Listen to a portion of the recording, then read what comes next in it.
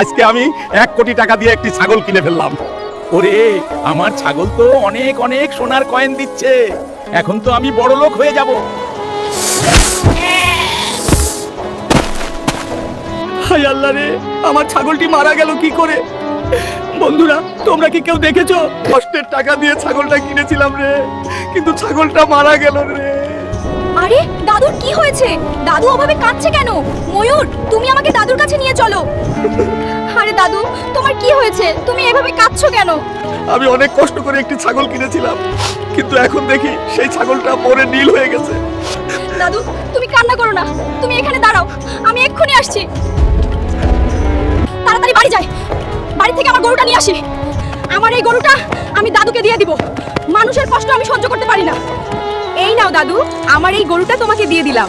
এই গরু প্রতিদিন কোটি কোটি মণি মুক্তা দেয়। বন্ধুরা, এই আর্মি মেয়েটা খুব ভালো আমাকে একটা গুরু উপহার দিয়েছে। তোমরা এই মেয়েটার জন্য ভিডিওতে লাইক সাবস্ক্রাইব করো।